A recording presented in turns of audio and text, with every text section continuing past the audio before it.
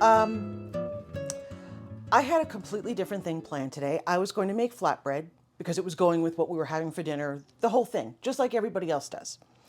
One of the ingredients I always use in my flatbread is ghee, homemade, of course, and I always have it in a jar, all set to go. I went to grab my jar, and it was empty. My husband finished it and did not refill it. Am I upset? No. Anyway, neither here nor there. I have to refill it. So then I thought, I can't really show you my flatbread recipe without showing you ghee. And then I thought, well, a lot of people are confused by the difference between clarified butter and ghee. So I keep both on hand because they're very, very useful. And so I figured I'm going to slow down for a second. I'm going to refill what I need to refill for my larder, which is clarified butter and ghee. I'm going to show you how to make both. And then as we go forward in our adventures, I'll show you how to use both. Let's do it. We've got a pan that's got a heavy bottom. This is not the time for a pan that's thin. That's absolutely for sure. So we've got a nice heavy pan. I've got a pound of butter, 4 sticks, and I've got it on low heat, and the butter is going to slowly melt. And what we're doing when you're clarifying butter, which is the one we're going to start with, is you're removing the milk solids. And you're going to see exactly what that looks like. We're going to skim the foam. I'm going to show you the exact technique so that you always have perfect clarified butter on hand. Why would you want that? Well, clarified butter has a very high smoke point, which means that you can brown things in it and you can spoon it over steaks and sear. You can do all these wonderful things. You can toss potatoes in them and roast them without ever worrying about burning the butter. And you still get all that beautiful flavor, but without the risk of burning your butter. So that's why we clarify butter. And with ghee, which is a very similar thing, but it is not the same, it's the exact same process, just taken further. So what we're going to do is actually brown those solids.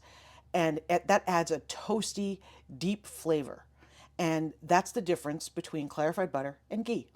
And they're used, like ghee, for example, is used very commonly with Mediterranean dishes, Indian dishes, foods from Greece, places like that, the Eastern Europe. These are flavors that are so beautiful, but that extra depth that you get from those browned milk solids are just lovely. In fact, my preference is actually, I really enjoy ghee. I go through ghee twice as fast as I go through clarified butter, just to give you an example. But it's always great to have both on hand, and it makes your butter shelf stable. So if you've got a ton of butter, you've got a great deal on butter. Well, what a great thing to do to make sure that you can have it on hand. If you don't have enough room in your freezer to just stack your freezer with butter, this is what you do to make sure that you can have beautiful butter at a moment's notice in your larder. You either clarify it or you make ghee. What we need is we need a little container to move to. We're going to be taking the foam out and we're going to be moving it into our little container. So we're going to remove the foam. The milk solids will, as this process goes on, sink to the bottom. And so when we go to strain this off, we're going to make sure that those milk solids stay in the bottom of the pan, and we're going to remove the liquid that has been cleaned of the foam. The milk solids are at the bottom, and we're going to take what's in the middle, which is what would be the clarified butter, and we're going to put it in a jar, let it cool, and there you go. It's really simple, great thing to have on hand. But you want to have your tools ready to go. We also need a very clean mason jar, okay? And we're going to strain through a fine mesh sieve so that we can, any little bits of that clarified, the milk solids that try to get past us, we stop them. And we're going to line our sieve with either a coffee filter or cheesecloth. Now, once our butter starts to bubble, we're not going to really stir anymore. We can swirl, but we won't stir, because what we want are the solids to sink to the bottom and not continue to try to emulsify into our butter. Right now, what I'm doing is I'm just moving it around to speed up the melting. Once it's melted, we will not do this again.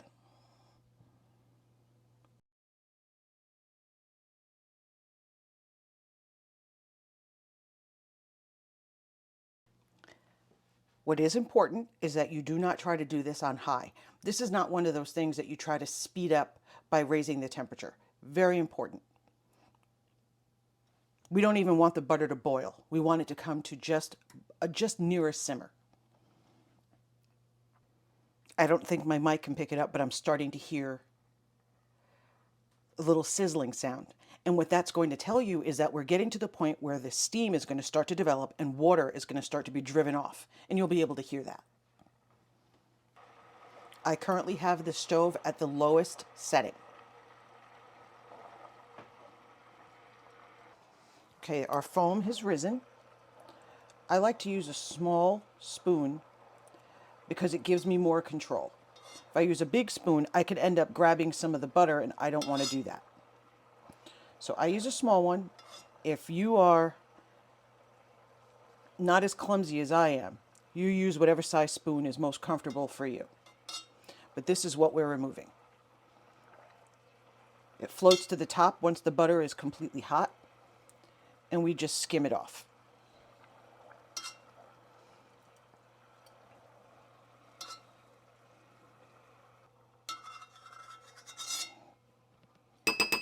I like to ride the edge of the pan. You can hear my spoon just kind of hugging the edge, and I tip ever so slightly, and that lets me grab it right against the edge. See? I'm trying to keep my giant head out of the way. Whoop, nope, there was too much butter in that one. And look how much foam, oh, let me see if can I back up here. Look how much foam we got. So we're barely bubbling. I'm going to bring the temperature up just a tiny bit. I want to see a little bit of bubble breaking. There we go. You see that? Now there's a little bit of foam still there. I'm going to go back in one more time. Get every bit that I can. You're going to start to be able to smell the butter, which is a really beautiful smell. And you're going to start to see that it becomes clearer as those solids that were part of the butter, the milk solids, sink to the bottom. Now you can see the difference in color. The color has definitely deepened. Every once in a while you'll see almost like a volcano type thing where the bubbles just pop up. That is where some of the natural water is being converted to steam, and it just forces its way out. I have this stove currently on the lowest setting. We also want to make sure that we drive off all of the water. So anything that's going to drive off and turn to steam, we want to let that happen. When I first turned the camera back on, it was much more active. There's a lot less water in here now. Those little volcanoes will slow down and then they'll stop. What we want is that beautiful bright yellow. We want to get rid of as much of this white as we can. So if we let it settle, it comes right back up to the top, just that foamy bit, and we're able to skim it off. What we're trying to do here is make a shelf-stable fat. So if we leave any of this dairy in there, well, that's going to stop it from being shelf-stable. So this process, this clarification, allows us to remove that dairy. Do you see? Look at the difference now. What I also want to do is take a little paper towel and wipe this off so that when I'm sticking it back in, I'm not taking some of the foam that I just took off, having it be on the back here and dropping it back in. Now when we go to pour this off, I already have it set up to strain, and I'm going to show you that. But you don't want to just dump it, because you're going to want to leave those milk solids that we're waiting for to completely separate. You're going to want to leave them in the bottom of the pot. In some cultures, that butter fat that is separated, those milk solids, they're actually saved and they eat them separately. I see a little bit right there. There it is. Come back here. Do you see that? See that on there? So I'm just going to tip it, because I don't want to waste the butter, but I don't want that. So there it is, and I got it. Did I drop one? I did. You little jerk. Okay. Now I'm going to tip my pot just a little so I can see. I hope you can see. Look at the difference. Let me zoom in here. Do you see that cream, that on the bottom, the separation? What you see on the bottom of the pot, those are the milk solids. I only need to go about one more minute, and then we'll be able to strain this. These are those basic skills that so many of us didn't have access to. Mom and dad were at work. We didn't have those people at home that we could just learn from while we stood at their side learning. And I didn't learn that way either. One day I'll have to tell you that story because I grew up in New York City in the 70s, and I was the weird one that would always ask everybody, "What are you having for dinner?" And they always thought I was so weird because I was fixated on food. You know, what's dinner at your house? I don't know. I'm a weirdo. I've always been a weirdo. But I think I might have found my tribe with my friends here on YouTube. That's as much as I can get out here. And in just a moment, I'm going to move the camera, set it back up over there so I can show you exactly how I strain it. This way works. It works really well for me. I hope it's easy for you. You see how beautiful deep golden this color is now? That's what we want for clarified butter. We're going to stop it here. If we go further and we just continue to go and we let those solids that we were just talking about brown that are down at the bottom, that's where we get ghee. But we're going to come back and do that in the next clip. So hold on. So we've got our filter, our sieve.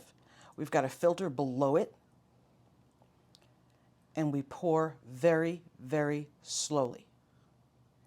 We do not want those milk solids that we just spent all that time separating.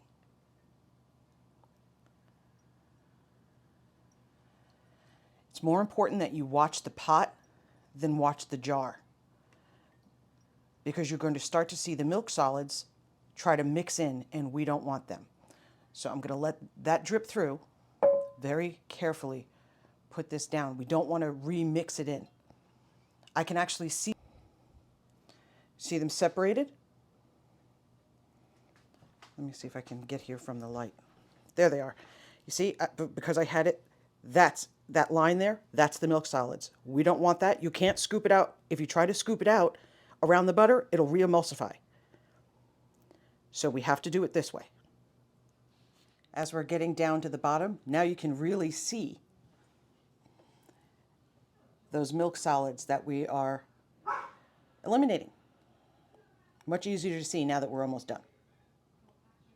The straining does go slow, but it's worth it. And this is the end result. We have our clarified butter. Look at that beautiful color. And this is what was left behind.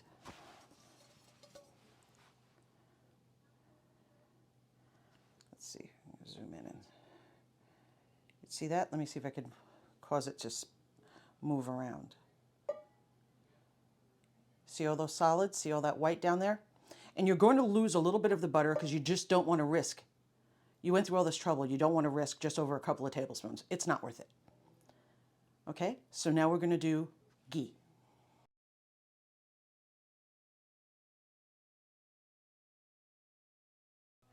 And now we're going to make our ghee, which we do the exact same way. The procedure is the same, except we are going to actually, those milk solids that we have been trying so hard to eliminate, in this case, before we even start worrying about eliminating them, we have to brown them.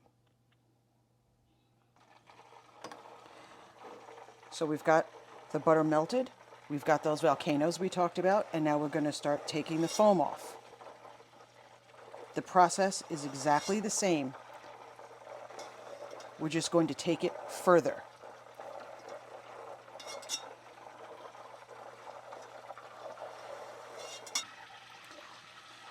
So here we are with most of the foam skimmed. We still have our water being driven off into steam. I'm hoping my mic can pick up that sound. Now you see I still have some stuff floating on the top. We want to get as much of that as we can. The goal is to get it as clear as possible. Will it be 100%? No, not by me anyway, my hands shake. But maybe you can, and if you can, I'd love to see it. I'd be so excited. Not even sure why my hand is shaking. I only know that it is.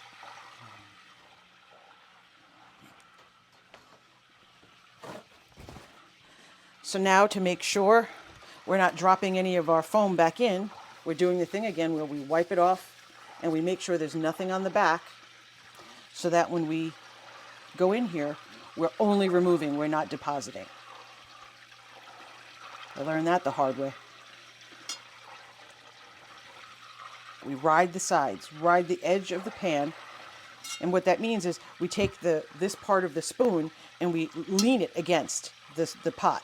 And that allows us to just kind of hug the edge and get what's on the edges. If there's a formal name for that, I don't know. So I call it riding the edge. Now, as these milk solids drop to the bottom, which I see them doing, and the volcanoes of steam start to dissipate, only then will the solids start to brown. As long as there's still water in here, we will not brown. Same idea as when you're roasting a chicken and you want that beautiful skin. If you put the chicken in with wet skin, it will not brown. Now you see, here we are. We have skimmed all of the foam and the milk solids have dropped. You see how clear the butter looks all of a sudden? It happens very quickly. It takes forever to get going, and then once it goes, it just happens over the course of about a minute. Now, if we were making just clarified butter, we'd be done right here, like the last batch. But we are taking this one much further. We're going to ghee. Now, you want to be careful. You don't want to brown it so much that it takes on a bitter flavor, because burnt butter tastes terrible. Burnt anything pretty much tastes terrible. But you want a beautiful, deep gold. And if you're in doubt, it's better to pull it a little sooner than go too long. If you go too long, you can't fix it. One of the things I also wanted to alert you to is that you will start to smell a little bit of a toasted smell. And that's the time that you really don't walk away, don't answer the phone, don't do anything like that. It's like when you're making caramel. It seems like it takes forever, and then all of a sudden your sugar's burned. It's kind of the same concept. You have to stand still. And I just mentioned making caramel. Of course we're going to make caramel here. We are going to have the best time together. See how much darker this is? Now a little bit of foam came up again. When it gets to a certain level of brown, that happens again. Skim it. But I want to move them aside. It's much thinner. So, and even when you strain it, that'll catch it. But you see the browning underneath? That's what we're looking for right there. This goes for maybe another minute. Turn the heat off. Skim the little bit of foam that's left, and then we'll strain. See the difference? All those milk solids are beautifully golden brown. And the flavor that the butter, or the clarified butter in this case, has picked up, which has made this ghee, is that beautiful toasted flavor. It's delicious. So I turn the heat off. That little bit of foam that's left there, I'm going to grab that, and then we're going to strain. Now with the ghee, the milk solids that are brown have really stuck to the bottom of the pot. So it's actually a little easier because they're not trying to escape. Whereas in the clarified butter, they were making a break for it. And so that was it. Clarified butter, ghee. You can see the difference in the color, and that's just from making sure that we toast those milk solids. It makes a difference, and you will never regret having it. It's shelf stable, so you can keep it on your shelf. If you want to keep it really long time, in the fridge, and even longer than that, in the freezer. This is wonderful. I'm going to show you all different things you can do with it, and I think you're going to be so happy to have it as one of the ingredients you can use on a regular basis. I know I'm happy to be refilled. I'm going to lecture my husband as soon as this video is over. Thank you so much for visiting with me today. I do enjoy it. I hope you do too. If you think I've earned a thumbs up, I would love it if you'd give me one. If you haven't subscribed, but I wish you would consider subscribing. It helps quite a bit. I'll see you next time. Thank you so much.